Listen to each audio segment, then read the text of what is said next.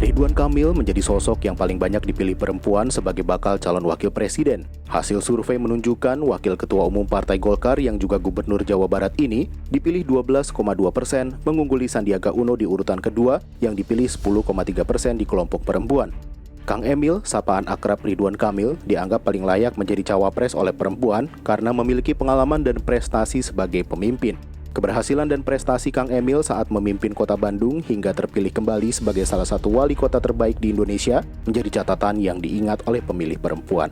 Ridwan Kamil juga dinilai berhasil memimpin Jawa Barat. Sebanyak 27,8% pemilih perempuan menilai Ridwan Kamil memiliki pribadi yang sederhana dan merakyat. Sementara itu, Sandiaga Uno adalah sosok yang paling populer di kalangan pemilih laki-laki. Elektabilitas Sandi mencapai 13,7%, sementara Kang Emil hanya dipilih 6,7% suara di kelompok ini. Menariknya lagi, nama Menko Polhukam Mahfud MD punya angka keterpilihan yang cukup tinggi di kalangan pemilih laki-laki, yakni sebesar 5,8%. Perbedaan pilihan tokoh yang dianggap paling cocok menjadi bakal cawapres antara pemilih perempuan dan laki-laki menunjukkan masih dinamisnya proses penentuan cawapres. Koalisi partai pengusung ketiga capres yang paling dominan saat ini juga masih menimbang-nimbang siapa tokoh cawapres yang paling pas, yang paling berpeluang turut mendongkrak suara dan memenangi pemilihan presiden nanti. Dari beberapa survei periodik yang dilakukan Kompas, elektabilitas calon presiden pada pemilu 2024 telah mengerucut pada tiga tokoh, yaitu Prabowo Subianto, Ganjar Pranowo, dan Anies Baswedan. Melihat tren elektabilitas dan kian mepetnya waktu pendaftaran, kecil kemungkinan muncul nama lain di luar ketiganya. Kini penentuan bakal calon wakil presiden menjadi babak yang kian penting dalam pemilihan presiden.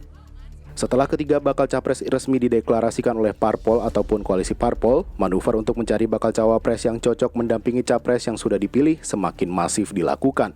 Lobi-lobi dan komunikasi politik pun semakin intens. Sandiaga Uno misalnya, setelah keluar dari Partai Gerindra, memutuskan bergabung dengan Partai Persatuan Pembangunan yang merapat ke PDIP untuk mendukung Ganjar sebagai capres. Selain ditunjuk sebagai Ketua Bapilu P3, Sandiaga juga didapuk untuk berjuang menjadi bakal cawapres pendamping Ganjar. Ada lagi pertemuan Agus Harimurti Yudhoyono atau AHY dengan Puan Maharani di pelataran Senayan yang disinyalir sebagai manuver politik yang dilakukan Partai Demokrat untuk menekan Koalisi Perubahan untuk Persatuan atau KPP yang tak kunjung mengumumkan calon pendamping Anies Baswedan. Tak hanya itu, Partai Amanat Nasional juga terus berupaya menjadikan Menteri BUMN Erick Thohir sebagai bakal calon wakil presiden. Setelah melobi PDIP untuk memasangkan Erick dengan Ganjar, tokoh tersebut juga ditawarkan ke Partai Gerindra untuk mendampingi Prabowo. PAN meyakini Erick merupakan sosok yang bisa melengkapi kekurangan elektoral Ganjar ataupun Prabowo. Nama-nama tokoh tersebut muncul dengan elektabilitas di papan atas dalam beberapa survei periode Kompas. Terekam juga adanya perbedaan tokoh yang paling populer dipilih antara pemilih perempuan dan laki-laki. Akankah sosok idola di kalangan pemilih perempuan maupun laki-laki ini resmi berlaga di pemilu 2024? Kita tunggu bersama.